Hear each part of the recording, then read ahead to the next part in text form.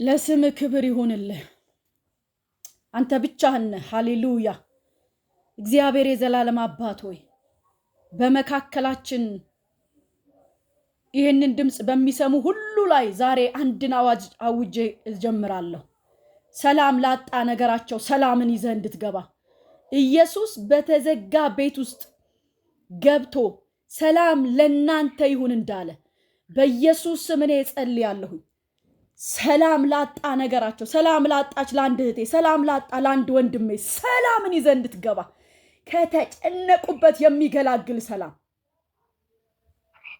ፓራዳሺካ ሎራዳላ ቬላዲያ ሰላም ለናንተ ይሁን ብሎ በጭንቀት ውስጥ ለነበሩ ደቀ መዛሙርቱ በር ዘግተው አይሁድን ፈርተው ለነበሩ ደቀ መዝሙር እንደመጣ እግዚአብሔር ሆይ በዓለም ዙሪያ ሁሉ ይህንን ድምጽ በሚሰሙ በተጨነቁ ሁሉ ላውጃለሁ።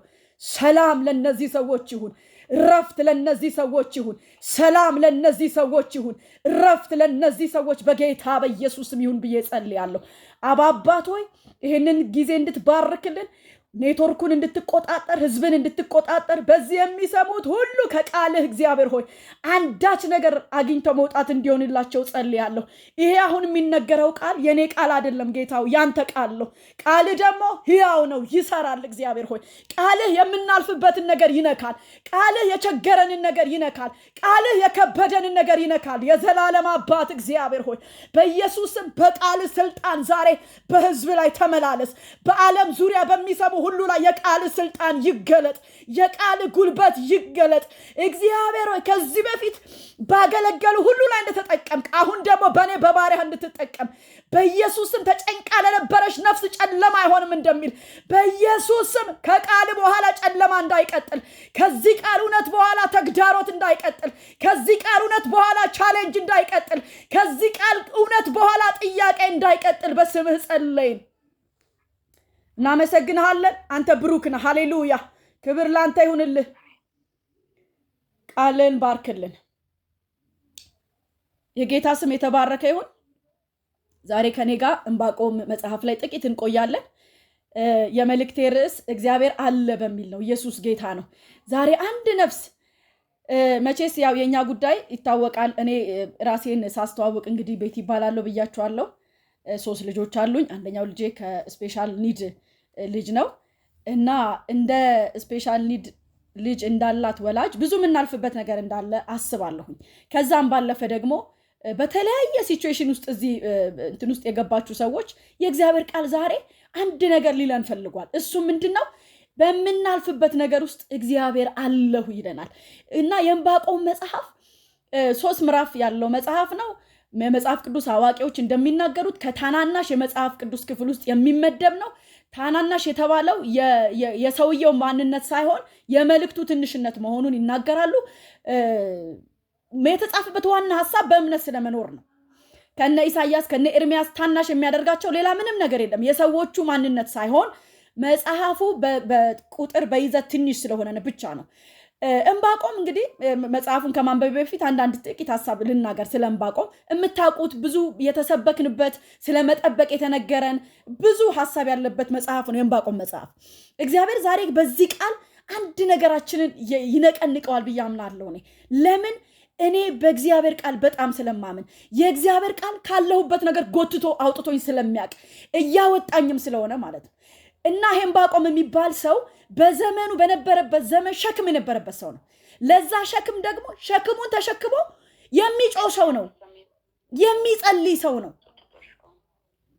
እና ቁጥር 1 ላይ ምን ይላል? ምዕራፍ 1 ላይ አቤቱ እኔ ስጮህ የማትሰማው እስከ መቼ ነው ይላል። ይሄ ማለት ምን ማለት ነው? ዕንባቆም ይጮሃል ማለት ነው። አንዳንዶቻችን ሸክም አለብን፣ ሸክማችንን ይዘን ዝም ብለን ነው የምንመላለሰው እንጂ አንጮህም። ይሄ ዕንባቆም የተባለው ሰው ግን ሸክም ተሸክሟል። ለዛ ሸክም ደግሞ ከእግዚአብሔር ጋር ክርክር አለው። እንዲሁም ምዕራፍ 1 የዕንባቆም ማጉረምረም ይለዋል አዲሱ መደበኛ ትርጉም። እኔ ስጮህ የማትሰማው እስከ መቼ ነው ይላል። እጮሃለሁ አንተ አታድንም እያለ ይናገረዋል። ስለምንድን ነው የሚጮኸው ብለን ስንጠይቀው ዕንባቆምን ግፍ በዝቷል፣ አንተ የማታድነው እስከ መቼ ነው? በደል አለ፣ እንዴትስ ግፍን ትታገሳለህ እያለ ፍትህ ድል ነስቶ አይወጣም፣ ህግ ላልቷል፣ ክፎች ጻድቃንን ይከባሉ እያለ በእግዚአብሔር ፊት ይሄን ጥያቄ ይዞ ሲቀርብ እናያለን። ይቅርታ ቤት አስወጥቶሽ ነበረ። አንዴ ባክግራውንድ ስለያዘች ልክ ባክግራውንድ ልትነግሪኝ ስትይ አስወጣሽ። እሺ ምዕራፍ እንዳለው ነገርሽና ከዛ በኋላ ያለው አልሰማም። እሺ አሁን እሰማለሁ። አዎ ተሰማኝ። እሺ ምንድነው ያልኩትኝ? የዕንባቆም መጽሐፍ ባክግራውንዱን እያወራሁ ነው ያለሁት። 3 ምዕራፍ ነው ያለው። ይሄ 3 ታናናሽ መጽሐፍ በሚል ይታወቃል። ሆኖም ግን ታናናሽ መጽሐፍ የተባለበት ምክንያት ከመልእክቱ ይዘት ትንሽነት እንጂ ከሰውየው ማንነት አይደለም ብለው መጽሐፍ ቅዱስ አዋቂዎች ይናገራሉ። እነ ኢሳያስ እነ ኤርሚያስ ታላላቅ ነቢያት የተባሉበት ምክንያት የመልእክታቸው ትልቅነት ወይም ደግሞ ብዙ ምዕራፍ ስለተጻፈላቸው ነው እንጂ የሰዎቹን ማንነት አይደለም። ሆኖም ዕንባቆም 3 ምዕራፍ ያለው መጽሐፍ በመሆኑ ከታናናሽ መጽሐፍ ተመድቧል የሚል ሐሳብ የመጽሐፍ ቅዱስ አዋቂዎች ይናገራሉ። እንግዲህ ስለ ዕንባቆም ስናነሳ ዕንባቆም በዘመኑ ሸክም የነበረበት ሰው ነው። ለዛ ሸክም ደግሞ የሚጮህ ሰው ነው፣ የሚጸልይ ሰው ነው። እና እኔ ምን አልኩኝ በመሃል ብዙዎቻችን ሸክም ኖሮን ወደ እግዚአብሔር እንጮሃለን ወይ? ተግዳሮት ኖሮብን ራሳችን ወደ እግዚአብሔር እንጮሃለን ወይ? ይሄን ዕንባቆም ስንመለከት እርግጥ የዕንባቆም መጽሐፍ ምዕራፍ 1 ማብራሪያውን ስንመለከት ምንድነው የሚለው? የዕንባቆም ማጉረምረም ነው የሚለው። ሰውየው እያጉረመረም ነው ያለው። ለምንድን ነው የሚያጉረመርመው ብለን ስንመለከት ጥያቄ ያለበት፣ ግፍ በዝቷል። የማታድነው እስከ መቼ ነው? በደልን እንዳላይ አደረከኝ። ጥፋትና ግፍ በፊቴ አለ። ጠብና ግጭት በዝቷል። ህግ ላልቷል። ፍትህ ድል አይነሳም። ክፎች ደግሞ ጻድቃንን ይወርሳሉ። እና ይሄ ነገር አልበዛም ወይ? እግዚአብሔር እስከ መቼ ህዝብን ዝም ትላለህ? የበደለው ራሱ የእስራኤል ህዝብ ነው እያለ የሚናገርበት ክፍል ነው። በጣም የሚገርመው ነገር እሱ አይደለም፣ የእግዚአብሔር መልስ ነው። ምን ይለዋል? እኔ ብዙ ጊዜ ቃል ሳነብ ብዙ ቦታ ሲጠቀሳ ያለ፣ ሆኖም ግን ጥቅሱ ከባድ ጥቅስ ነው። እግዚአብሔር ሲመልስለት እናያለን። ቁጥር 5 ላይ ቢነገራችሁ እንኳን የማታምኑትን እናንተ በዘመናችሁ አንድ ነገር ስለማደርግ እነሆ ህዝቡን እዩ፣ ተመልከቱ፣ እጅግም ተደነቁ እያለ ይናገራል። ይሄ ተደነቁ የሚለው ምንድን ነው? ቢነገራችሁ የማታምኑትን የሚለው ክፍል ምንድን ነው? ከለዳውያንን አስነሳና ያሳዘነኝን ያስቆጣኝን ህዝቤን የገዛ ህዝቤን እቀጣለሁኝ እያለ እግዚአብሔር ለዕንባቆም መልስ ይመልስለታል።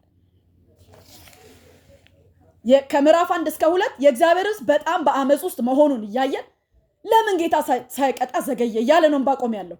ለምን በኃጢአታቸው ህዝቡ እንዲቀጥሉ፣ የማን ህዝብ? የራሱ የእግዚአብሔር ህዝብ የእስራኤል ህዝብ ለምን ዘገየ? ግፍ እየበዛ ለምን ዘገየ እያለ እየጸለየበት በዛ ሰዓት እግዚአብሔር ደግሞ መልስን ይመልስለታል ማለት ነው። ምን ብለው ነው መልስን የሚመልስለት? ከምዕራፍ 1 ቁጥር 5 ጀምሮ አሁን ያነበብኩት ክፍል ለነብዩ ጥያቄ ሙግቱ፣ ክርክሩ፣ የጸሎት መልሱ ሲሰጥ እናያለን። የእግዚአብሔር መልስ በጣም አስገራሚና ጥያቄ የሚፈጥር ነበር ለዕንባቆም። ምንድን ነው ያለው? የኪዳኑን ህዝብ ለመቅጣት የራሴን ህዝብ ለመቅጣት እቅድ አለኝ ይለዋል እግዚአብሔር። ይህንንም ደግሞ የምቀጣው በከለዳውያን ነው፣ ከናንተ በባሰ ጨካኝ በሆነ ከናንተ በባሰ ጣዖት አምላኪ በሆነ ህዝብ ነው የምቀጣው ይለዋል። ዕንባቆም ሌላ ጥያቄ ይፈጠርበታል። እንዴ የከፋ ኃጢአተኛውን እግዚአብሔር እንዴት የኪዳኑን ህዝብ ይቀጣል? በከፋ ኃጢአተኛው እያለ ዕንባቆም የባሰውን ግራ የገባው ይመስላል። ግን መጽሐፉን ስናጠና አንድ ነገር ዕንባቆም የገባው ይመስላል። አመፀኛው በይሁዳ የሚኖሩ ህዝበ እስራኤል ከሱ በባሰ አመፀኛ ይቀጣ እንጂ ሙሉ ለሙሉ ግን እግዚአብሔር ህዝቡ እንዲጠፋ እንደማይፈልግ ዕንባቆም እርግጠኛ ነበር። ዕንባቆም ከነዚህ 2 ከባባድ ጥያቄዎች በህይወቱ በዘመኑ በትውልዱ መካከል ቢኖሩ በምዕራፍ 2 ላይ በዓለም ላይ ክፋት ስለመግነኑ ጻድቁ ሊጠፋ ስለመቃረቡ ለጠየቀው ጥያቄ እግዚአብሔር መልስን ሲሰጥ እናያለን። ቼክ ላድርግሽ ኤልሲያ፣ አይ ቲንክ እሰማለሁ አይደል?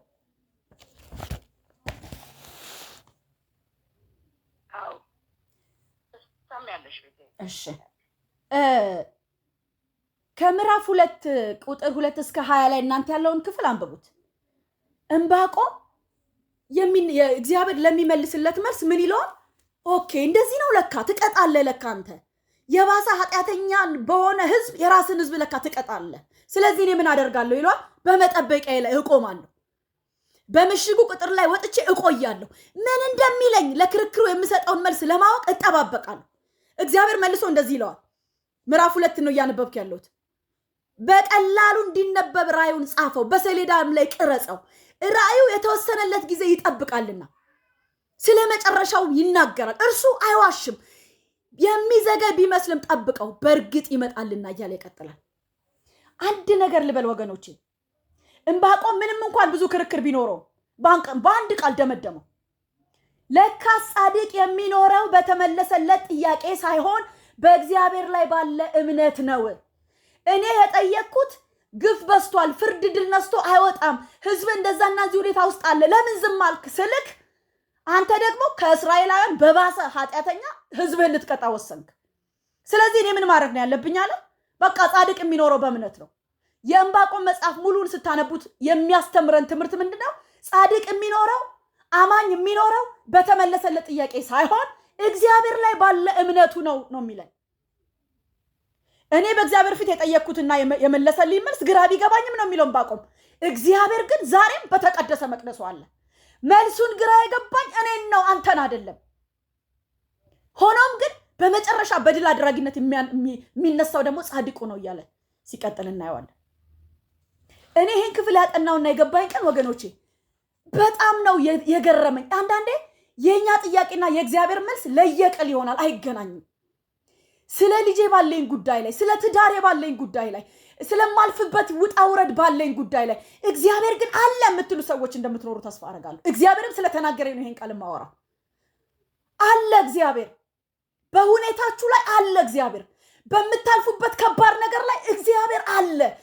ወገኖቼ በዓለም ዙሪያ ሆናችሁ ይሄን ድምጽ የምትሰሙ በእግዚአብሔር ድምጽ ላጽናናችሁ ፈልጋለሁ። ዛሬ በር ዘግታችሁ የተቀመጣችሁ እግዚአብሔር ወይ እንደዚህ አይነት ልጅ ለምን ሰጠኸኝ? ኃጢአቴ ምኑ ጋ ነው?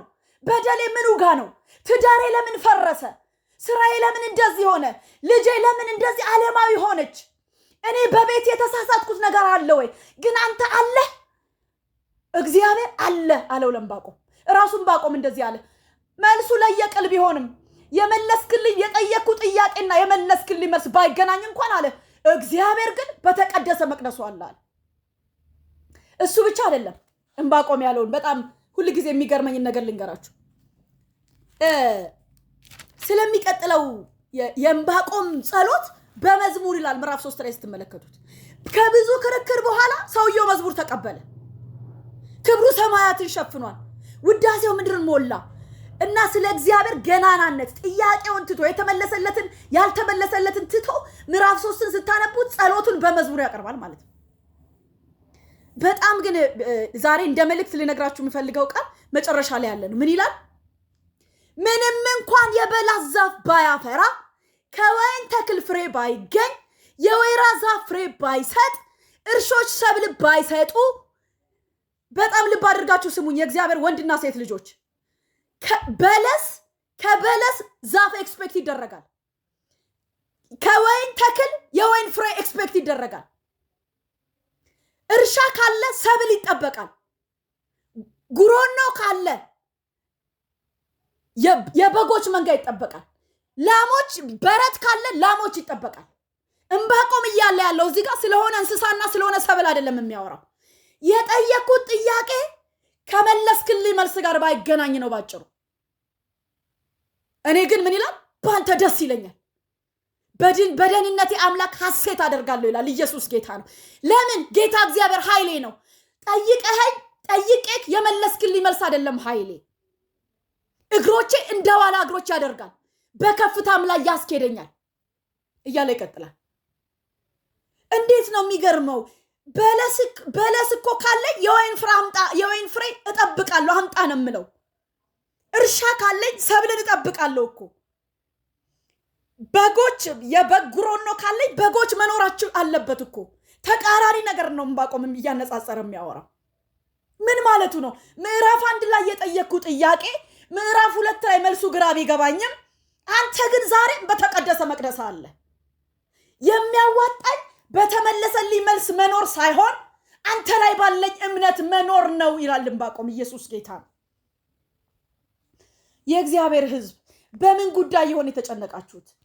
በልጆቻችን ጉዳይ፣ በትዳራችን ጉዳይ፣ በልዩ ልዩ በምድራችን ጉዳይ እኔ ኢትዮጵያ ውስጥ ስለምኖር የቤተ ክርስቲያን፣ የትዳር፣ የስራ፣ የልጅ ጥያቄ ኃጢአት ሰርቼ ነው ወይ እንደዚህ አይነት ልጅ የተሰጠኝ የምትሉ ካላችሁ እግዚአብሔር ሆይ ምን በድየው ነው ትዳሬ እንደዚህ ሆነው?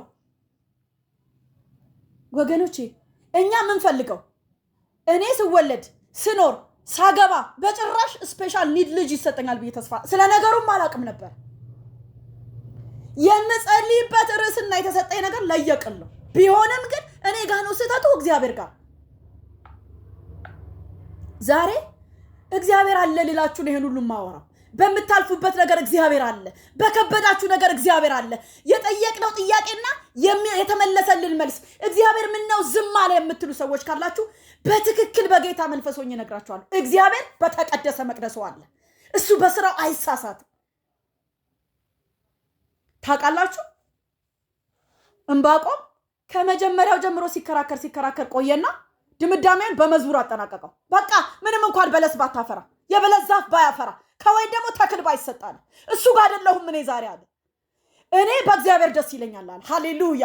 ዛሬ ደስታችሁ የተወሰደ ሰዎች፣ በልጆቻችሁ ጉዳይ አይናቸውን እያያችሁ ደስታችሁ የተራቀ ሰዎች፣ ከእግዚአብሔር ርቃችሁ ሄዳችሁ ሰዎች፣ እግዚአብሔር ከኔ ጋር ቢሆን ኖሮ ይሄ ነገር ለምን ደረሰ የምትሉ ሰዎች እነግራችኋለሁ። እግዚአብሔር በተቀደሰ መቅደሱ አለ።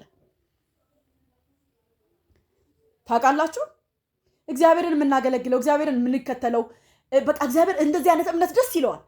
ከሰጠን ነገር ጋር ወዳድረን አይደለም። እሱ አምላክ ስለሆነ ጌታ ስለሆነ ከዚህ ከዕንባቆም ከ3 ምዕራፍ ውስጥ ጨምቀን ስናወጣው 3 ነገር ነው የምንማረው። የመጀመሪያው ጻድቅ የሚኖረው በተመለሰለት መልስ ሳይሆን በእምነቱ ነው። በየትኛው እምነት? እግዚአብሔር አለ በሚለው እምነት። ሁለተኛስ እግዚአብሔር አለ በሚለው እምነት ይኖራል። በእግዚአብሔር ደስ በመሰኘት ይኖራል። እያለፋችሁበት ያለው ተግዳሮት፣ እያለፋችሁበት ያለው ቻሌንጅ የተለያየ የልጅ ብቻ ችግር እንዳልሆነ ተስፋ አደርጋለሁ። እግዚአብሔር ሆይ ይሄን ሁሉ ነገር ሳልፍ ግን አታይም ብያቃለሁ። እኔ በጣም በህይወቴ አፕ ኤንድ ዳውን ስላለፍኩኝ፣ ብዙ ሞቶችን ስላስተናገድኩኝ፣ አሁን ድረስ ቻሌንጅ ስላለ ማለት ምድር ላይ ስንኖር ይሄ ስለማይቀር ግን አዛ ኢንድ ኦፍ ዘ ዴይ እግዚአብሔር እንድንሆን የሚፈልገው ምንድን ነው ብትሉኝ እግዚአብሔር ላይ ባለ ብቸኛ እምነት መኖር። መጽሐፍ ቅዱስ ከአዲስ ኪዳን አንድ ክፍል አሳያችሁ ይሄንን ሐሳብ የሚደግፍልኝ። ዕብራውያን 11 ስለ እምነት አባቶች የሚናገር ክፍል ነው። እግዚአብሔርን በእምነታችን ነው ደስ ማሰኘት የሚቻለው ይላል የዕብራውያን ጸሐፊ። እነዚህ በዕብራውያን 11 ላይ የተጠቀሱት የእምነት አባቶች በእምነታቸው ድል ስለነሱ ሰዎች ያወራል። ለምሳሌ አንዳንዶቹ በእምነታቸው የአንበሶችን አፍ ዘጉ ይላል ስለነ ዳንኤል ሲናገር። አንዳንዶቹ የእሳትን ኃይል አጠፉ ይላል ስለነ ሲድራቅ አብደናጎ ሲናገር። አንዳንዶቹ ከሰይፍ ስለት አመለጡ ይላል። በእምናቸው በእምነታቸው። በጣም ግን የሚደንቃችሁ ነገር ብዙ ጊዜ የማናስተውለውን ነገር ልንገራችሁ። መጽሐፍ ቅዱስ አንዳንዶቹም አምነው ሞቱ አለበት። ዕብራውያን 11:13 ላይ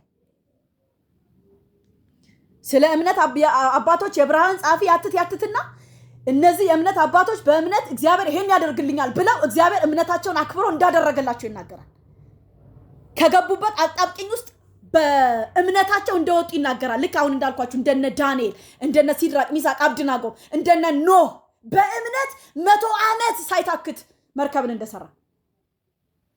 ግን ክርስትና እሱ ብቻ አይደለም፣ አምነው ሞቱ ደግሞ አለበት። አንዳንዶቹ የተሰጣቸውን የተስፋ ቃል ሳያገኙ አምነው ሞቱ። ምን አምነው? እግዚአብሔር ባያደርግም ልክ ነው ብለው፣ እግዚአብሔር በማልፍበት ነገር ልክ ነው ብለው። ለዳንኤል የሰራ አምላክ ለነ ሲድራቅ ሚሳቅ አብደናጎም የሰራ እምነት እኔ ጋር ሲደርስ አይላለም። እናስ በቃ እግዚአብሔር ልክ ነው። ስለዚህ አምነው ሞቱ። ባለማመን ምክንያት በእግዚአብሔር ተስፋ ቃል ላይ አልተጠራጠረም። ማን? አብርሃም፣ ታላቁ የእምነት አባት አብርሃም። እግዚአብሔር ደግሞ ልጄ ብሎ ሊጠራው ያላፈረበት፣ የእምነት አባት ብሎ ስም ሊሰጠው ያላፈረበት አብርሃም። አይገርማችሁ? ክርስትና አምነው ሞቶ ነው ያለበት። እግዚአብሔር ላይ ባለ እምነት እንድንኖር እግዚአብሔር አንዳንዴ ይፈልጋል። እኔ የልጄ ጉዳይ የማልፍበት ጉዳይ እግዚአብሔር በሰከንድ ቃል ቢያወጣ ነገሩን እንደሚያደርገው አምናለሁ። ከሳይንሱ ይልቅ የእግዚአብሔርን ድምፅ አምናለሁ። እኔ ከማልፍበት ሁኔታ ይልቅ ከኢትዮጵያዊነት ይልቅ ኢትዮጵያ ውስጥ ብዙ ካለው ችግር ይልቅ የእግዚአብሔር አንድ ቃል ነገሩን እንደሚሰራው አምናለሁ። እግዚአብሔር ዝም ካለስ እግዚአብሔር አለ። ዝም ሲልም አለ፣ ሲናገርም አለ፣ ሲፈውስም አለ፣ ሲገድልም አለ። አባጣ ጎርባጣ ውስጥ ስንገባም አለ፣ ደግሞ ጎዳናችንን ሲያስተካክልልንም አለ። እግዚአብሔር ጸሎታችንን ቶሎ ቶሎ ሲመልስ ብቻ አይደለም ያለው፣ ጸሎታችንን ዝም ሲልም አለ። ከብቶች በጋጣ ውስጥ ባይኖርም እግዚአብሔር አለ። ምንም እንኳን የበለስ ዛፍ ባያፈራ ከወይን ተክል ፍሬ ባይገኝ እግዚአብሔር አለ አለ። በቃ ላሞች በረት ውስጥ ሄጄ ላሞችን ባጣ እሱ እግዚአብሔር በተቀደሰ መቅደሱ አለ። እንደው እኔ ብያቃለሁ ጌታ ሆይ የቱ ጋር ተሳስቼ ይሁን? እንደው ሳገባ ልክ አልነበረም የሆን ፈቃድህ? እንደ እናት እንደ ሰው እንደ ቤተሰብ የምትጨነቁት ነገር ብዙ ነገር የቱ ጋር ነው ሚስ ያደረኩክ? ለምንድን ነው እንደዚህ አይነት ልጅ እኔ ቤት ያመጣኸው? ኃጢአት ሰርቼ ይሆን የሆነ ነገር? ኖ ኖ ኖ ኖ አይደለም። ልክ ያ ዮሐንስ 9 እንዳለው እሱ ወይስ ቤተሰቦቹ ኃጢአት የሰሩት? አይደለም ማለት የእግዚአብሔር ክብር ሊገለጥበት። እኛ በጣም በጣም እንትኖች ስለሆነ የእግዚአብሔር ክብር ሊገለጥበት የሚለው በመፈወስ ብቻ ነው የምናየው። እኔ ከራሴም የህይወት ምልልስ ልንገራችሁ። በእውነት ጌታ ሲረዳ እንደሆነ አምናለሁ። ይሄ በራሴ ጉልበትም አይደለም። እግዚአብሔር በእንደዚህ አይነት ልጆች ያሉትን ወላጆች እንጸልያለን። አሁን ሰኞ በዚህ ላይ አለን። ግን ሁሌ የእግዚአብሔርን ደጅ በልጆቻችን ጉዳይ ደጅ እንጠራለን። ያልተለወጠ ነገር አለ፣ መዓት አለ። የተለወጠ ነገር አለ፣ ብዙም አለ። ስለተመለሰልን አይደለም ግን እየኖርን ያለ ነው። ወገኖቼ እኔን አይተው አገልግሎት የቀጠሉ ሰዎች አሉ በህይወቴ። የእግዚአብሔር ክብር እንዲገለጥ ማለት ይሄ ነው። እስከ እንደዚህ አይነት ልጅ ታገለግያለሽ? አዎ ሊሊ እንደዘመረችው ማለት ነው። አሁን ታመልኪያለሽ አለኝ ወይ? ችግሩ መጣና ጠየቀኝ። እኔ ግን አዎ አመልካለሁ፣ አገለግለዋለሁ። እግዚአብሔር ልጆቻችንን ዳሶ ሊፈውስ ይችላል። እግዚአብሔር ትዳራችንን ነክቶ ሊፈውስ ይችላል። የሸፈተብሽን በቃ ያስቸገረሽን ባል ቤቱ ሊመልስልሽ ይችላል። በቃ በሱስ የተጠመደ ልጅሽን ሊመልስልሽ ይችላል። አዎ ይችላል። ግን ጥያቄው እስከዛው እንደዛው እንደሆነ የቤታችን ጥያቄ ሳይመለስ፣ የኑሯችን ጥያቄ ሳይመለስ፣ የልጆቻችን ጥያቄ ሳይመለስ እግዚአብሔር አለ ብዬ ቆማለሁ ወይ አገለግላለሁ ወይ ነው ጥያቄው። ከዛ አዎ አገለግላለሁ ስል የእግዚአብሔር ክብር ይገለጣል ማለት ነው። የእግዚአብሔር ክብር እንዴት ነው የሚገለጠው? በእኔ ህይወት ልንገራችሁ። የእግዚአብሔር ክብር የሚገለጠው እኔ ጋር በገጠመኝ ሁኔታ እግዚአብሔር አለ ብዬ ስል ሰንበዲ ከኔ ህይወት ኢየሱስን ያየዋል። በእኔ ህይወት ከኔ ትንሽ ነገር አልፎ የሚያለቃቅስ ሰው መጽናት ይሆንለታል። እግዚአብሔርን መውደድ ይሆንለታል። ኢየሱስን ጨክኖ መከተል ይሆንለታል። እንዴ ቤት ይሄ ኬዝ ኖሮ ቆማ ካገለገለች የኔ ኬዝማ ምንድን ነው ይላል። ዚስ ኢዝ የእግዚአብሔር ክብር ሲመለስልን ብቻ አይደለም የእግዚአብሔር ክብር ወገኖቼ። ዕንባቆም ይሄን ነው እየተናገረ ያለው። በቃ በብዙ ጥያቄ ያላችሁ ሰዎች ዛሬ በጌታ መንፈስ ልንገራችሁ፣ እግዚአብሔር አለ። ጸሎት ያቆማችሁ ሰዎች ልንገራችሁ፣ እግዚአብሔር አለ። እግዚአብሔር ቢኖርማ ኖሮ በህይወቴ ላይ እንደዛና እንደዚህ ለምን ሆነ የምትሉ ሰዎች ልንገራችሁ፣ በእናንተ ሁኔታ እግዚአብሔር ቀርቶ እናንተ አትብራሩም። እግዚአብሔር በተቀደሰ መቅደሱ አለ። እግዚአብሔር በዙፋኑ ላይ አለ። እግዚአብሔር ጥያቄሽን ባይመልስም እያለቀስክ ቢሆንም ግን እሱ አለ። ለምን? እሱ ሉዓላዊ አምላክ ስለሆነ። ሁለት ነገር ነው ልላችሁ የምፈልገው በዚህ ቀን ላይ የልጆቻችንን ጉዳይ፣ የትዳራችንን ጉዳይ፣ whatever የትኛውንም ጥያቄ የተቸገራችሁበትን ነገር እስከ መቼ የምትሉትን ነገር አምጡት በእግዚአብሔር ላይ። እግዚአብሔር ተአምር አድርጎ ነገሩን ይለውጠዋል። እሰየው። አንዱ የእግዚአብሔር ክብር መገለጫ ነው። ሁለተኛውስ ጻድቅ የሚኖረው በተመለሰለት ጥያቄ አይደለም፣ በእግዚአብሔር ላይ ባለ እምነት ነው። እንዴ እኔ ይህንን ቆሜ ስናገር አንዳንድ መድረክ ላይ ስለማገለግል ሲናገር ልጄ እንዲፈወስ ሳልፈልግ ቀርቼ እንዳይመስላችሁ አንድ ነገር ገብቶኛል። ከምነዘንዘው ጥያቄ ይልቅ እግዚአብሔር ላይ ያለኝ እምነት ይበልጣል። ለክብሩ ከወደደው በርግጥ ልጄን መጥቶ ይነካዋል። ለምን? እሱ ሁሉን ቻይ ነው። በተቀደሰ መቅደሱ አላ ትዳሬን መጥቶ ይነካዋል። የምታልፊበትን መጥቶ ይነካዋል። ኢየሱስ ብቻውን ጌታ ነው። በእግዚአብሔር መንፈስ እግዚአብሔር አለ ልላችሁ ፈልጋለሁ። ልባችሁን ላጸና። ልባችሁ የወረደባችሁ ሰዎች ካላችሁ፣ ግራ የተጋባችሁ ሰዎች ካላችሁ፣ ክርስትና መንገዱ ዚግዛግ ስለሆነ አባጣ ጎርባጣ ስለሆነ የምትሉትና በጽድቅ እየኖራችሁ በቃ በእግዚአብሔር ፍቅር ተቃጥላችሁ እየሄዳችሁ እናንተ ጋር የሚመጣው ሪስፖንድ ግን ተቃራኒ የሆነባችሁ ሰዎች እግዚአብሔር ዛሬ እንደዚህ ነው የሚላችሁ አለሁ። እናንተ መኖር የሚገባችሁ በተመለሰላችሁ መልስ አይደለም፣ ጥያቄ አይደለም። ጥያቄያችሁ ቢመለስም እግዚአብሔር አለ፣ ጥያቄያችሁ ባይመለስም እሱ እግዚአብሔር አለ። የዕንባቆም መጽሐፍ ዓላማ ይሄ ነው። ጻድቅ የሚኖረው በተመለሰለት ጥያቄ ሳይሆን በእግዚአብሔር ላይ ባለ እምነቱ ነው። የዕብራውያን ጸሐፊ ሲናገር እነዚህ ሁሉ የተሰጣቸውን የተስፋ ቃል አላገኙም። አንዳንዶቹስ አምነው ሞቱ። ምን ነው ዳንኤልን ከአንበሳ ጉድጓድ ሲያድን ሌላውን ደግሞ አምነው እንዲሞት አደረገ? እኔ እንጃ። መጽሐፉ ያላለውን እኔንም ስለማለ እኔ እንጃ። እዛ ቤት የሆነ ነገር ሲሆን እኔ ቤት ለምንድን ነው የሆነው? እኔ እንጃ። አንድ ነገር ግን አውቃለሁ፣ እግዚአብሔር በእኔም ህይወት ልክ ነው፣ በዛኛም ሰው ቤት ልክ ነው። ዳንኤልን ከአንበሳ ጉድጓድ ሲያድነው ልክ ነው። እነ ሲድራቅ ሚሳቅ አብደናጎምን እምነታቸውን አይቶ ከእሳቱ ወላፈን ሲያድናቸው ልክ ነው። ቆይ ልንገራችሁ፣ ያዕቆብ ተገደለ አይደል? አይሁድ ደስ እንዳሰኛቸው አይቶ ይላል መጽሐፍ። ጴጥሮስን ጨምሮ ደግሞ ያዘው ይላል። ያዕቆብ ሲገደል ጴጥሮስ ዳነ። አይገርምም? ያው እግዚአብሔር ማስጣል የሚችል እግዚአብሔር፣ ማዳን የሚችል እግዚአብሔር፣ መታደግ የሚችል እግዚአብሔር ያዕቆብ ሲገደል ዝም። ጴጥሮስን ደግሞ ጨምሮ ያዙት አይሁዳውያን ደስ እንዳሰኛቸው አይቶ ሄሮድስ። እናስ ጴጥሮስን ደግሞ በተአምራት ለምን? እኔ እንጃ። እግዚአብሔር እሱ አዋቂ ስለሆነ ትንታኔ አልሰጥለትም ለመጽሐፍ ቅዱሱ። ግን ማቆ አንድ ነገር ነው። ያዕቆብ እንዲገደል ሲፈቅድ ጴጥሮስን በህይወት ሲያለው እሱ ዛሬም ልክ ነው። እሱ ዛሬም በዙፋኑ ላይ አለ። እሱ ዛሬ ሉዓላዊ ሆኖ አለ።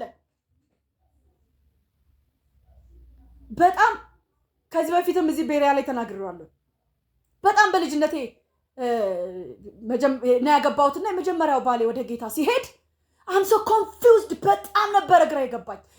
አገለግላለሁ፣ ወጣትነቴን ሰጥቻለሁ፣ ልጅነቴን ሰጥቻለሁ። ለምንድን ነው እግዚአብሔር ሆይ ምንድን ነው የሳትኩት? እግዚአብሔር ሆይ ዝም።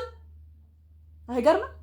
ዝም ያላችሁ የመሰላችሁ ሰዎች ዛሬ ፋይናሊ በዚህ ቃል ነው እግዚአብሔር የገላገለኝ። በምን?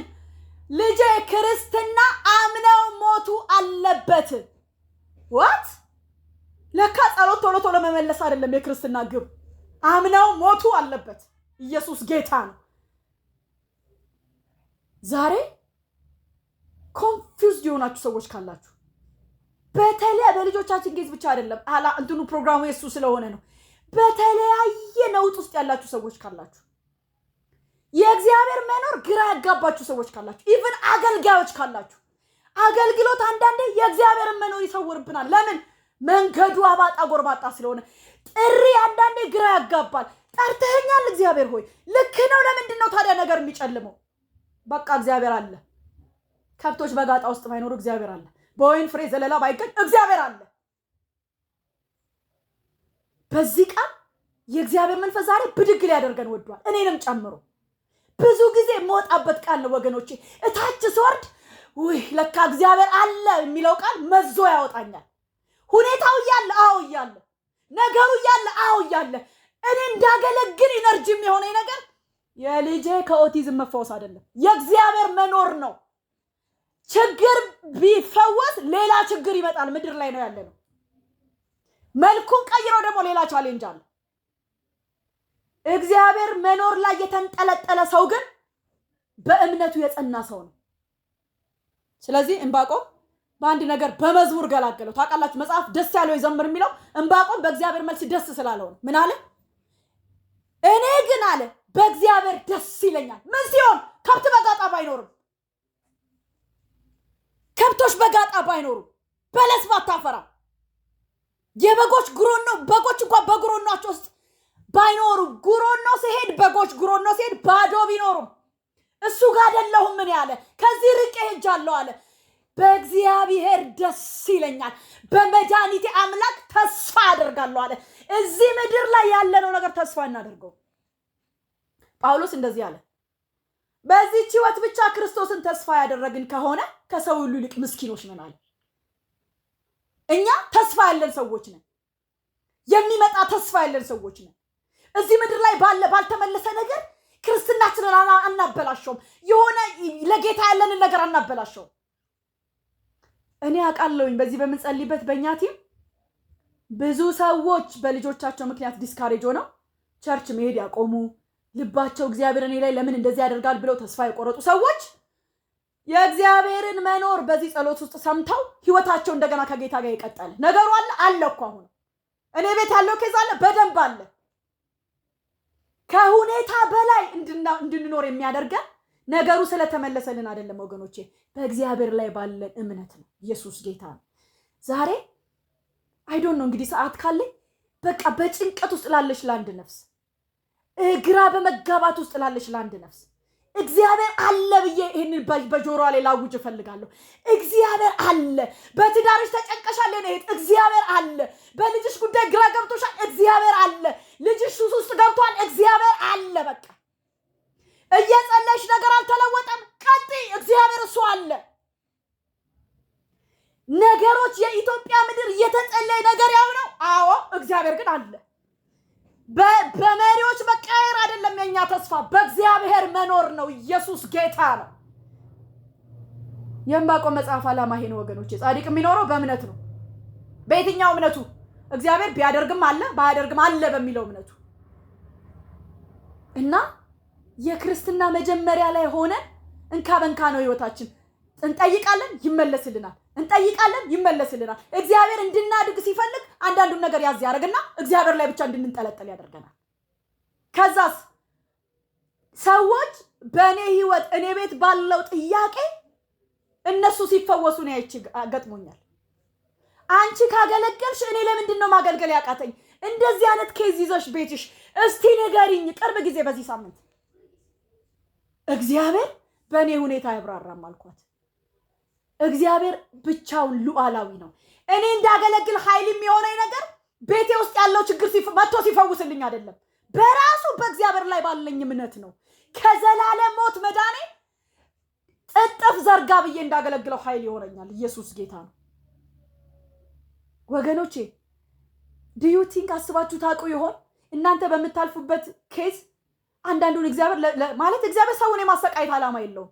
እግዚአብሔር ሰውን ግራ የማጋባት ኮንፊውዝድ የማድረግ አጀንዳ የለውም። እና እኔ ምን እላለሁ መሰላችሁ በጌታ ፊት ስናገር፣ እግዚአብሔር ሆይ የማልፍበት ነገር ደስ ይላል አይልም እኮ። ቤት ይሄ ኬዝ መኖሩ ለክብር ይሆናል እንጃ፣ ግን ለክብር ከሆነስ ሌላ ሰው ከዳነበትስ፣ አንተን ካየበትስ፣ አንተን ከተጠጋህስ በቃ ይሁና። እኔ ጋር የለም ስህተት፣ እኔ ጋር ኃጢአት የለም። ሪሊ የእግዚአብሔር ክብር ይሄ ነገር ሊገለጥበት ነው። አዎ በቃ ቀጥላ።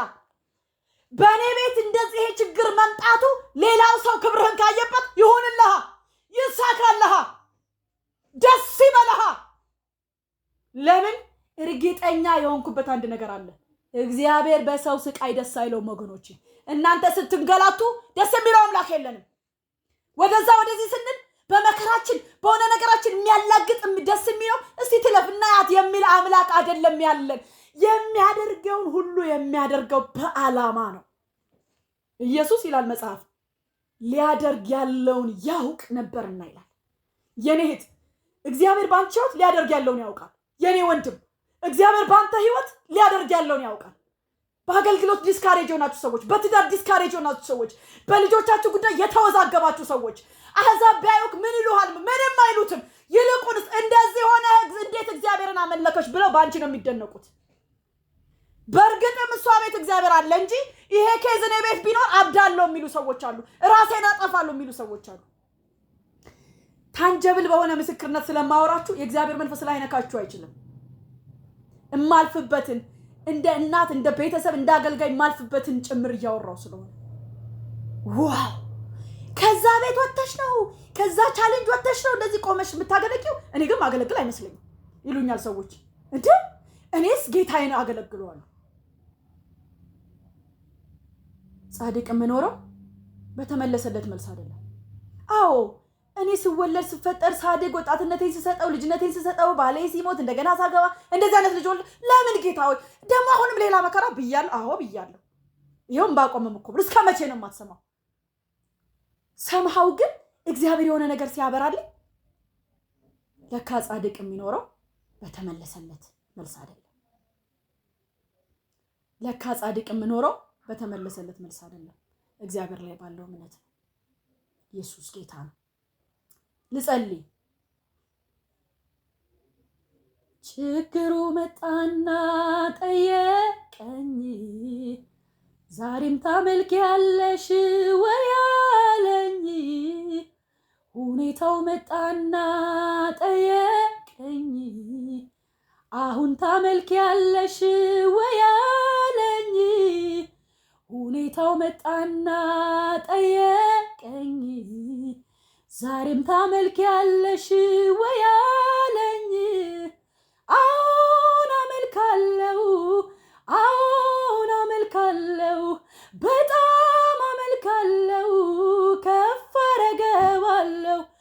አዎን አመልካለሁ፣ አዎን አመልካለሁ፣ በጣም አመልካለሁ፣ ዛሬም አመልካለሁ። ችግሩ መጣና ጠየቀኝ፣ ዛሬስ ታመልኪያለሽ ወይ አለኝ። ሁኔታው መጣና ጠየቀኝ፣ ዛሬስ ታመልኪያለሽ ወይ አለኝ። አዎን አመልካለሁ፣